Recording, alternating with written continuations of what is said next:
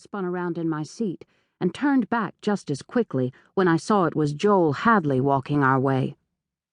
Joel was the youngest son of the Hadley family, but his dangerous reputation belied his 21 years. I knew Joel Hadley for a charming scoundrel, and I was disgusted that my end-of-school celebration would be marred by his presence. Gemma smiled at him with an extra twinkle in her eye. "Just giving Jessie something special. She finished school today." "Good old days," Joel said with a sideways smile. "Seems a long time ago, all that school stuff. Seem long to you, Gemma?" "Not so much, Mr. Hadley. I'm not too long out." Joel patted my head as though I were a 5-year-old instead of the almost 17-year-old that I was. I sat up a bit straighter. "You got some business we're keeping you from, Joel? We don't mean to hold you up or nothing."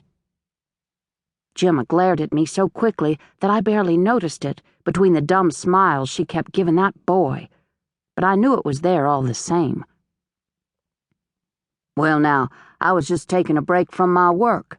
I came on over for some cigarettes, and lo and behold, I got an extra treat seeing such pretty faces." Charm oozed from his pores far too easily to be natural, and I couldn't believe for the life of me that my wise Gemma could be taken in by such nonsense. I fingered my straw and avoided looking at either of them. "Guess you'd better get back to the bank then.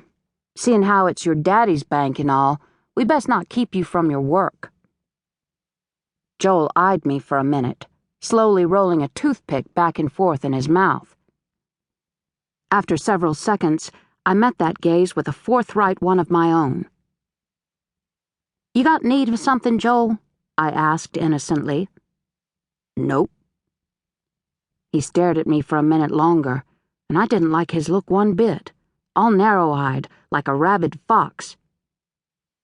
I just looked casually back down at my soda, stabbing the cherry at the bottom of the glass. I fished it out and popped it in my mouth like nobody was even there. Gemma cleared her throat. "Tell Mrs. Hadley we're right grateful for the tub of strawberries she sent home with me yesterday. We all appreciate it, I'm sure." With those words, she turned to me for agreement, nudging me beneath the counter. As it was, I knew nothing about a tub of strawberries, so I shrugged and said, "S'pose we are. I ain't tried one yet to tell." I could see by Gemma's face that she thought me rude and undignified, but I was of no mind to give notice to men who put on faces that didn't match their insides. Pretty pictures were all well and good, but if there wasn't a good story behind the picture, it meant nothing. And that's what I thought the whole lot of Hadleys were. Just pretty pictures with no meanings. Joel finally took his eyes off me to reply to Gemma, but his manner toward me remained charmingly hostile, and I was surprised that Gemma didn't notice the coldness he showed me. Or maybe she did, I thought, and she just didn't care. No matter what she thought, she was now giving all her attention to Joel. He tipped his hat at her and smiled. "Plants are full this year. Don't see any need in letting them rot." Gemma nodded in reply, her docile mood making me doubt her true identity. The Gemma Teague I knew didn't get flutters over men and strike fancy poses like she was doing now.